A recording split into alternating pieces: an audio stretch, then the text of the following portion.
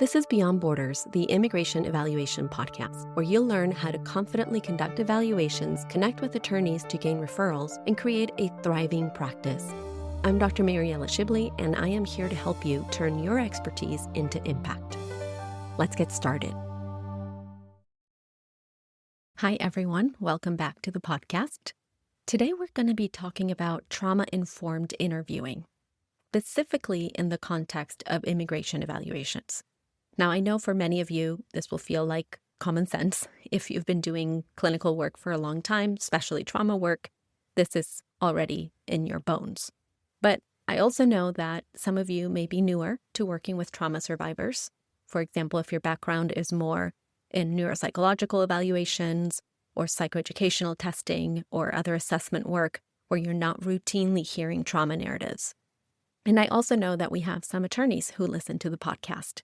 So I want to make this practical from your angle too, because the way that a client is prepared and referred can really affect how safe and organized they feel when they walk into our office. So I'm going to walk you through some core trauma-informed basics that make a big difference in these evaluations.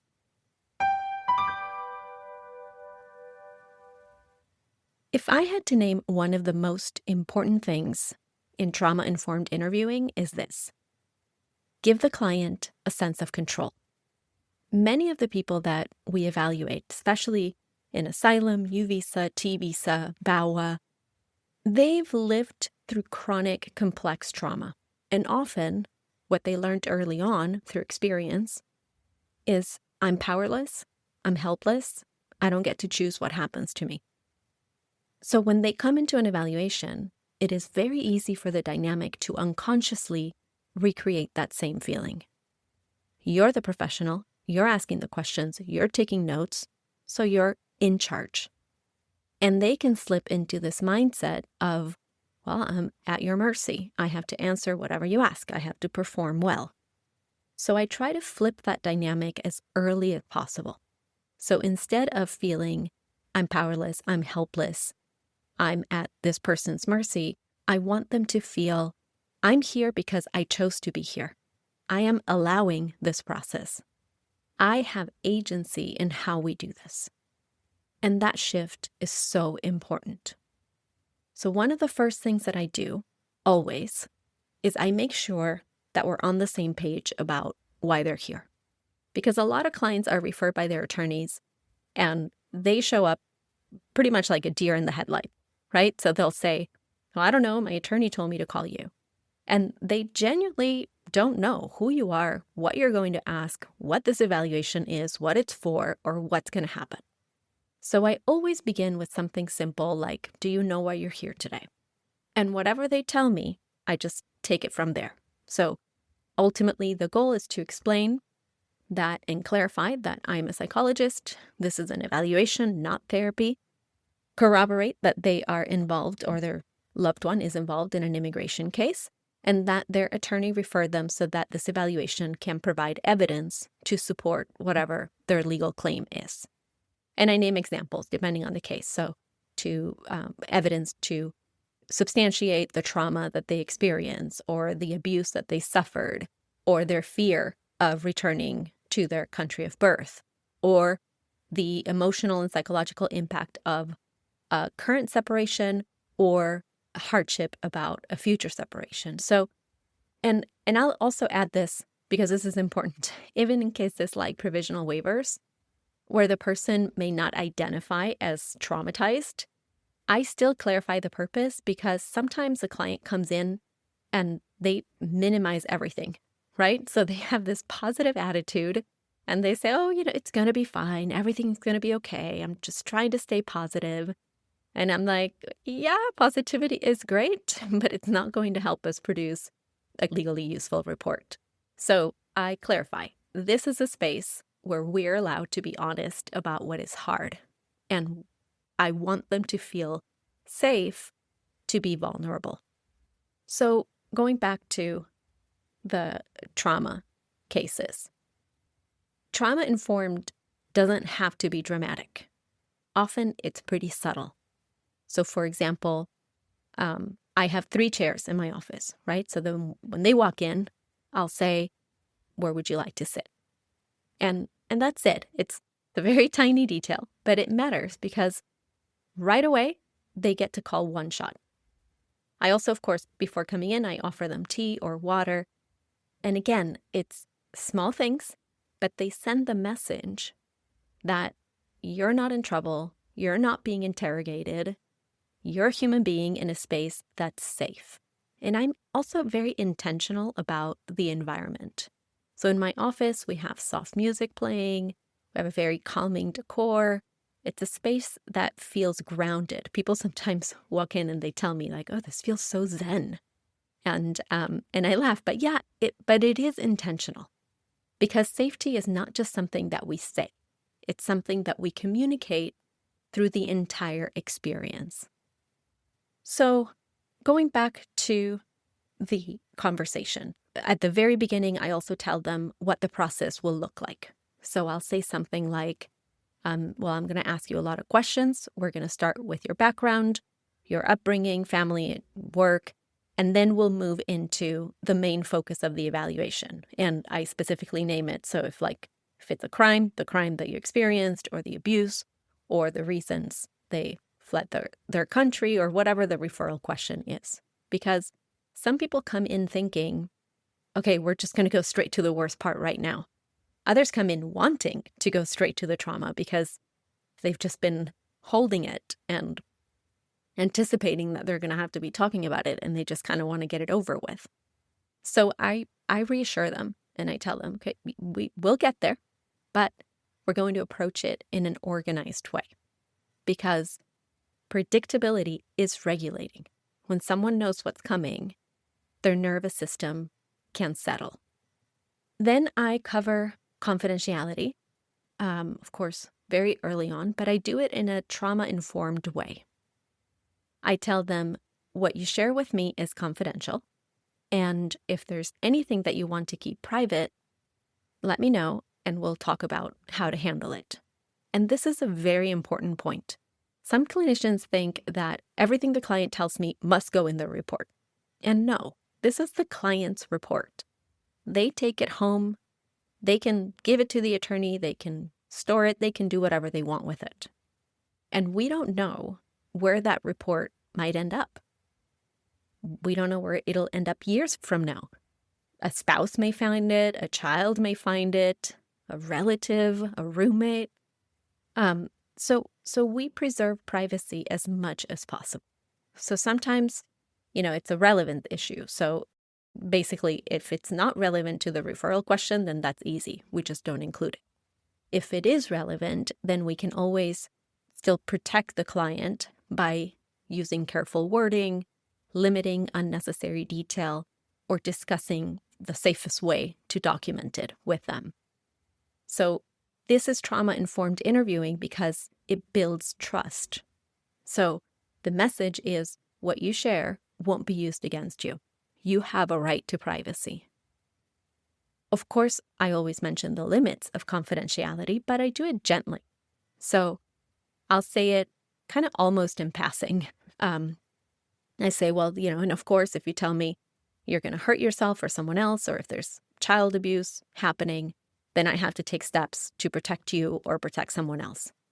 And I say it calmly with a warm tone so it doesn't sound like a threat, right? Because if you go too rigid and you say, well, there's something that I have to go over with you, I'm a mandated reporter, like some trauma survivors immediately tense up. They hear authority, they hear danger. So we keep it clear, but not scary. Then I also ask, before we start, I ask them, do you have any questions about the process before we begin? Most people say no. But the point is not whether they ask questions. The point is the message. You can ask. You have a voice here. I'm not the only one in control. Then as we go through the story, I am very mindful of my reactions. So if they cry, I'll give them space. I'll offer tissues. I'll validate. If they need a break, we take a break. And I keep reinforcing the underlying message, which is, this is not for me. This is for you. So we will go at a pace that works for you. And again, that is trauma-informed interviewing. Now, if someone becomes visibly dysregulated, starts hyperventilating, freezing, having a panic attack, of course, I will document that in behavioral observations because oftentimes, it shows the trauma is not just a story that they're telling. It's something that their nervous system is still experiencing. And in cases like asylum, where credibility is often questioned, these details can be clinically and legally meaningful. Sometimes I'll note that if they decompensated in my office, where it's calm, safe, and supportive, then of course it's very reasonable to anticipate symptoms could be worse in a more cold, rigid environment like immigration court, for example. Now, of course, whether I comment on that depends on the referral question and the role I'm in, but I do pay attention to it. Now, sometimes trauma-informed practice means slowing down enough to split an evaluation into multiple sessions. Some clinicians intentionally do that, so they use the first session to establish rapport and to take a history, and then the second session to go deeper into the trauma narrative. And I think that can be incredibly effective. But we also have to balance feasibility. Many clients want to get it done in one visit. It's disruptive, it's expensive, stressful to come multiple times. So ultimately, I leave it up to the client unless it becomes clinically necessary. So if somebody's falling apart, we stop, right? Now, again, even though I'm an evaluator, I'm also a human being, right? So I have empathy, I care. And if I need to do some grounding, I do grounding. I don't just turn off the therapist's skill set. I just stay mindful of my role and how I document. Now, one small trauma-informed practice I love is asking permission to ask the next question. If I'm about to ask something that I know is difficult, I might say, is it okay if I ask you a little bit more about that? Or is it okay if we go a little deeper there? Again, simple, but it returns agency to them. Another practice that I use, often either halfway through if their story is very nuanced and there's a lot going on, or near the end, is I stop and I say, okay, I want to read back what I have so far. So tell me if anything is inaccurate or if there's anything that you want to add. And what this does is a few important things.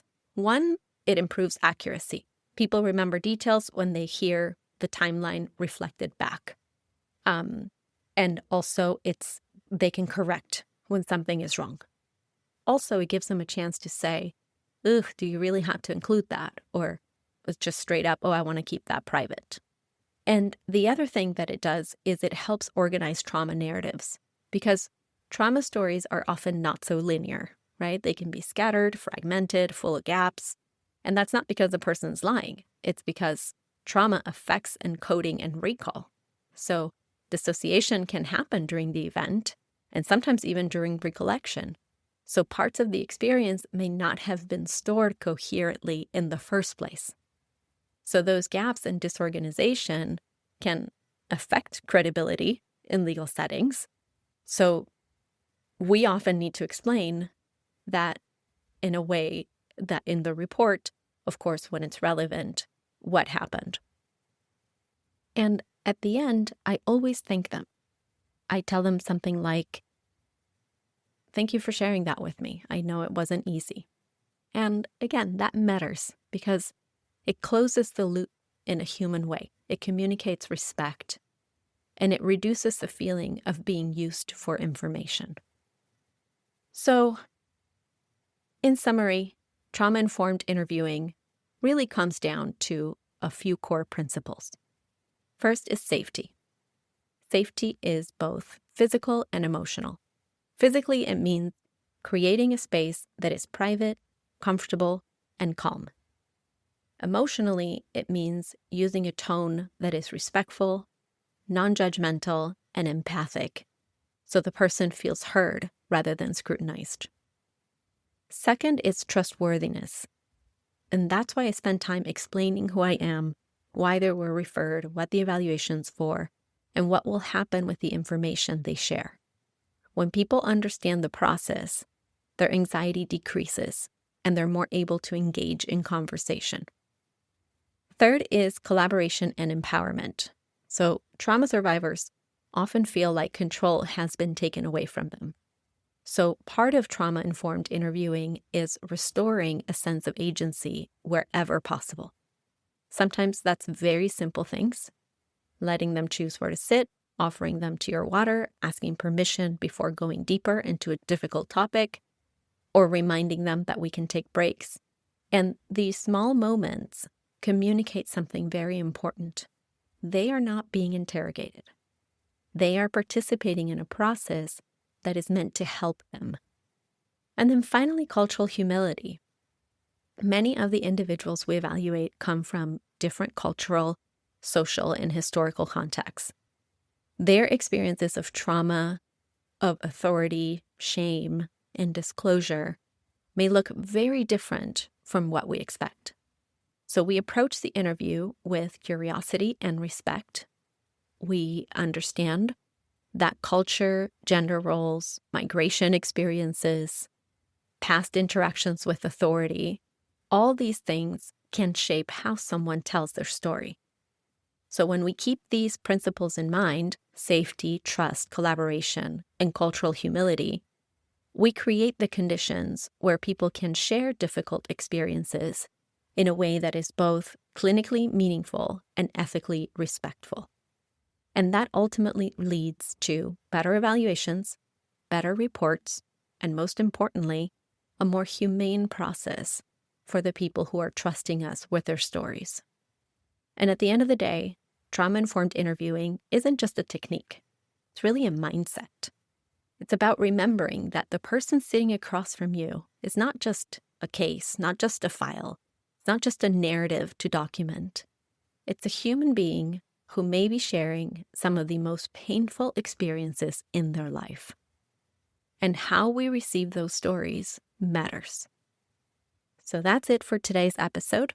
If you're a clinician doing immigration evaluations, I hope this helped you think about the process, not just as getting the information, but as creating the conditions where the client can actually access and share it safely. And if you're an attorney listening, I hope this helps you understand and gives you some ideas as to what would support the client when you refer them for an evaluation. Thank you for listening, and I'll see you in the next episode. Before you go, don't forget to grab your free introductory guide to immigration evaluations. It's linked in the description box. And let's keep the conversation going. See you next time.